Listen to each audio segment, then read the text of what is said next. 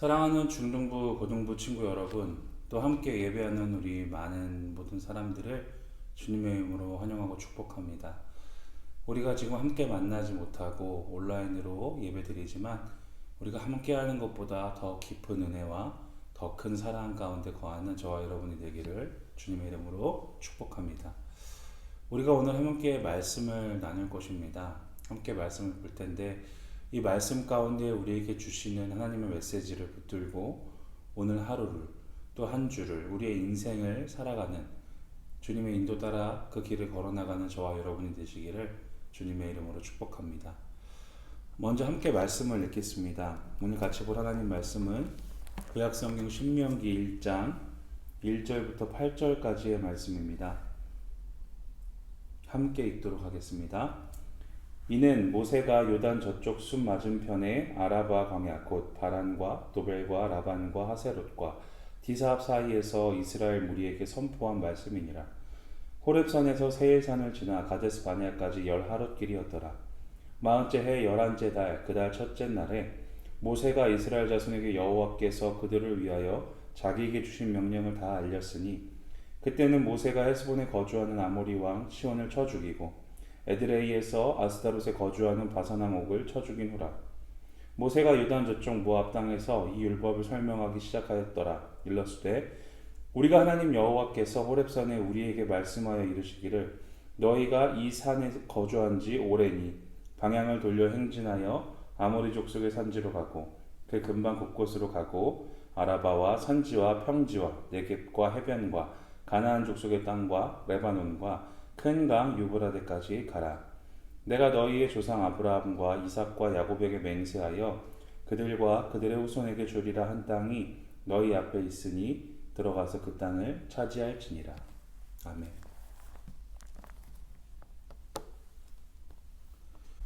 이스라엘 백성은 하나님께서 부르셔서 하나님의 뜻을 그들에게 담아 세상 가운데 하나님의 뜻을 보여주고자 했던 선택받은 민족이었습니다. 그런데 이스라엘 백성이 하나님의 말씀대로 살았을까요? 그렇지 않죠. 이스라엘 백성이 하나님의 말씀을 버리고 세상을 따르기 시작했고 하나님의 말씀이 아니라 자기의 생각과 자기의 말과 자기의 행동을 하기 시작했습니다. 그 결과 어떻게 되었죠? 하나님의 뜻에 불순종하고 자기의 뜻을 앞세우는 그런 결과를 맞이하게 됐습니다. 그래서 이스라엘 백성은 10하룻길이면 갈 수 있는 광야를 40년이라는 긴 세월을 지나가게 되었죠. 오늘 말씀 2절에서는 10하룻길이면 갈 수 있는 길을 3절에서 말하듯이 40년이나 머물며 그들이 광야에서 머물렀다는 것을 보여주고 있습니다. 이스라엘 백성은 왜 광야를 걸어가야 했을까요? 이스라엘 백성은 왜 광야길에서 40년이라는 삶을 살아야 했을까요? 우리는 단순히 이것이 그냥 불순종의 결과다. 그러니까 죄를 지었기 때문에 그냥 너희는 벌받은 거야 라고 결과를 내릴 수도 있습니다. 그런데 그렇다면 하나님께서 그들을 버리시고 건지지 않으셨지 않을까요? 근데 신기하게도 이스라엘 백성이 광야길 40년을 가는 동안 하나님께서는 낮이면은 구름 기둥으로 하늘을 가리워서 뜨거운 햇빛으로부터 그들을 보호하여 주시고 밤이면 불 기둥으로 그 추운 광야 속에서 이스라엘 백성들을 따뜻하게 인도해 주셨습니다. 뿐만 아니라 그들이 배고파서 먹을 음식이 없어서 하나님 앞에 양식을 구했을 때에는 만나와 메추라기를 통해서 그들을 배불리 먹여주셨어요. 또 40년이라는 세월을 지나면서 그들이 입고 있던 옷과 그들이 신고 있던 그 신발이 하나도 닳지 않았다고 성경은 기록하고 있습니다. 무엇을 이야기합니까? 그들이 비록 하나님 앞에 범죄하고 그들이 비록 하나님의 말씀을 순종하지 않아서 징계를 받아 광야 40년 생활을 지내고 있지만 그 가운데 단 한순간도 빠짐없이 하나님이 함께 하셨다는 것을 이야기하고 있습니다. 이스라엘 백성이 광야 가운데 40년을 돌게 된 것은 분명 그들의 불순종의 결과입니다. 그렇지만 하나님께서는 이스라엘 백성이 불순종했다고 해서 그들을 버리지 않으셨고 그들과 여전히 함께 하셨고 지금도 함께 하시고 앞으로 다가올 미래에도 함께 하실 것이다라는 것을 말씀하고 계신 것입니다. 우리가 알고 있는 성경의 많은 인물들의 삶을 돌아보면 그렇게 하나님이 함께 하신다는 것을 잘 알 수 있습니다. 성경에 나오는 이 많은 인물들의 이야기를 보면 우리가 알고 있는 것과 조금 다른 그런 생각을 가질 수 있어요. 우리는 성경에 나오는 영웅들의 모습을 보면서 저들처럼 살고 싶다. 나는 다윗처럼 용맹한 사람이 되고 싶어. 요셉처럼 꿈의 사람이 되고 싶어. 아브라함처럼 믿음의 조상이 되고 싶어. 이렇게 이야기할지 모릅니다. 그런데 실제로 그들의 삶을 우리가 면면히 살펴보았을 때 그들은 하나님 앞에 연단받는 삶의 과정이 있었고 그 과정 가운데 여전히 함께 하시는 주님의 은혜로 말미암아 그 끝에 이르러 하나님 앞에 믿음을 인정받는, 그래서 하나님의 뜻을 담아내는 그러한 삶을 살 수 있었다는 겁니다. 아브라함은요, 아무것도 몰랐어요. 성경에도 그는 아브라함은 어떻게 나아가야 할지, 어디로 가야 할지, 무엇을 해야 할지 몰랐다고 이야기하고 있습니다. 근데 하나님께서 아브라함을 딱 집어서 너는 이제 너가 살던 그곳에서 떠나 내가 너에게 지시할 그 땅으로 가라 말씀하셨죠. 아브라함은 그 말씀에 순종하여서 길을 떠납니다. 그 길을 가면서 하나님 앞에 불평하기도 하고 때론 하나님과 동행하면서 은혜를 누리기도 하죠. 아무도 가보지 않은 그 길을 걷는 아브라함의 마음이 어땠을까요? 불안했을 겁니다. 초조했을 겁니다. 그런데 아브라함은 결국 하나님의 인도하심을 따라가며 하나님이 약속하신 그 뜻을 보게 되었습니다. 아브라함이 훌륭해서일까요? 그럴 수도 있지만 그보다 더 큰 하나님의 위대하신 그 계획이 그에게 있었기 때문입니다. 우리가 또 본받고 싶어하는 요셉은 어떨까요? 요셉은 꿈의 사람이라고 잘 알고 있습니다.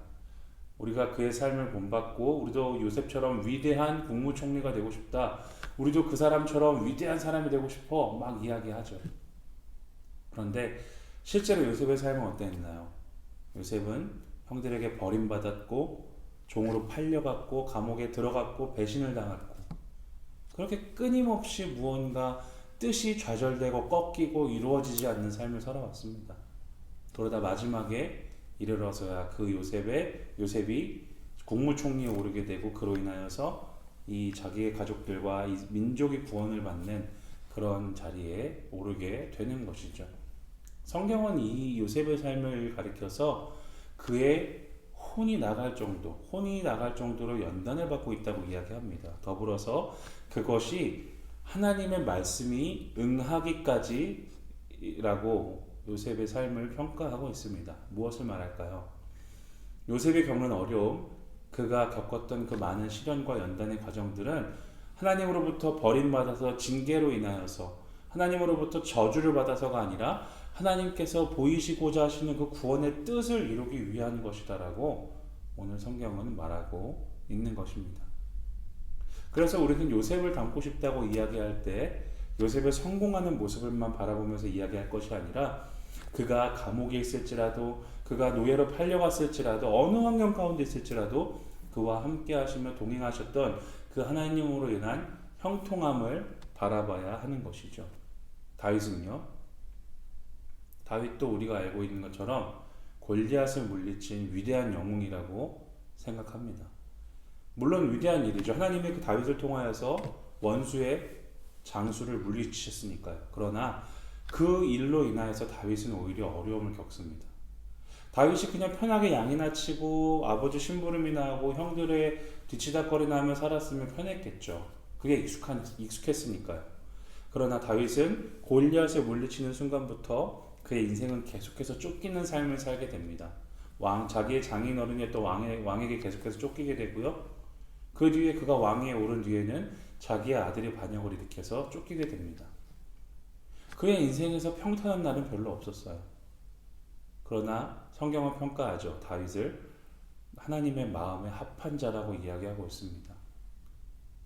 여기서 끝이 아니죠. 다윗은 자신의 가장 충실한 부하 중에 한 사람이었던 우리야라는 장군의 아내인 밧세바를 빼앗습니다. 그것도 아주 교활한 방법으로요. 사람들이 볼 때는 회복할 수 없는, 사람들이 볼 때는 이해가 안 되고 어떻게 말로 표현할 수 없는 그런 인생을 산 사람이 다윗이에요. 그러나 그 가운데 하나님이 늘 함께 하셨고 하나님이 늘 동행하셨고 비록 다윗이 범죄하고 비록 다윗이 넘어지긴 했지만 그 속에서 계속해서 하나님께서 그의 삶을 인도하고 계셨다는 것을 우리는 성경을 통해 볼 수 있습니다. 그래서 우리는 다윗을 본받고 싶어 하는 것이고 그래야 하는 것이죠. 사랑하는 여러분, 이 일과 이런 원리들이 성경에만 기록되어 있는 것일까요? 오늘 말씀에 나오는 것처럼 이스라엘 백성이 40년 동안 이 광야길을 걷는 것, 그럼에도 불구하고 그 가운데 하나님이 함께 하셔서 그들을 인도하셨다는 그것이 그냥 옛날 얘기로 남아있는 것일까요? 오늘 이 말씀이 기록되어 있는 것은 오늘을 살아가는 우리를 위한 말씀입니다. 그래서 오늘 우리가 살고 있는 이 모든 환경과 모든 상황들이 우리가 볼 때는 망한 것 같고 우리가 볼 때는 잘못된 것 같고 우리가 볼 때는 틀어진 것 같을 수도 있어요. 그렇지만 그 가운데 하나님께서 여전히 함께 하시고 여전히 우리를 입히시고 여전히 우리를 살려주셔서 나중에 반드시 하나님의 뜻을 이룰 것이다라는 것을 보여주는 희망의 메시지가 되는 것입니다. 이스라엘 백성은 40여 년 동안 광야를 돌았습니다. 거기서 출애굽했던 애굽에서 먼저 나왔던 1세대 사람들은 다 죽고 새로 태어난 사람들만이 가나안 땅에 들어가게 되었죠.